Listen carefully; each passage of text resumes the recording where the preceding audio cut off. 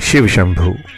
आज हम सौभाग्य सुंदरी तीज के अवसर पर उस कथा को साझा कर रहे हैं जो न केवल आस्था का प्रतीक है बल्कि प्रेम, तपस्या और समर्पण की परंपरा का आस्था भी है। यह कथा हमें शिव पुराण और महाकवि कालिदास के कुमार संभव से प्राप्त होती है। शिव पुराण के अनुसार माता पार्वती ने भगवान शिव को पति रूप में पाने के लिए कठोर तपस्या की। वे हिमालय की गुफाओं में ध्यानमग्न रही, पत्तों तक का त्याग कर दिया और वर्षा, धूप, शीत सभी कष्ट सहते हुए तप में लीन रहीं।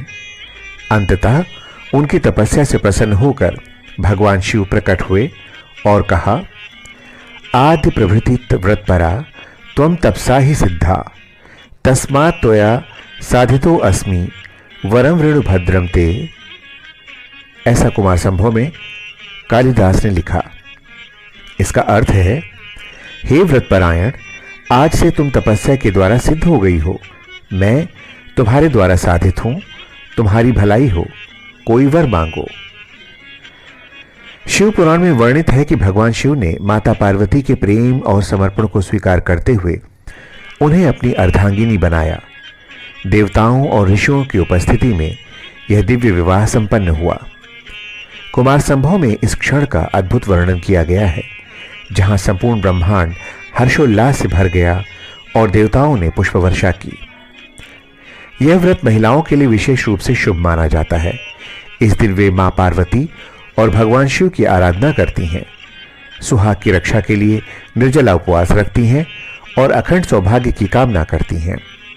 मान्यता है कि इस व्रत के प्रभाव से वैवाहिक जीवन में सुख समृद्धि आती है और अखंड सौभाग्य की प्राप्त होती है।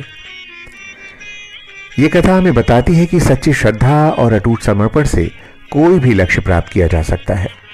शिव और पार्वती का मिलन केवल एक विवाह नहीं था, बल्कि यह सृष्टि के संतुलन और प्रेम की शक्ति का दिव्य उदाहरण था।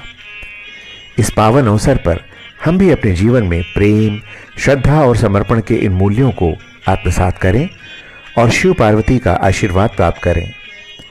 अगर यह कथा आपको प्रेरणादायक लगी हो तो इसे अपने प्रियजनों तक जरूर पहुंचाएं। सौभाग्य और समृद्धि आपके जीवन में सदैव बनी रहे। शिव शंभु।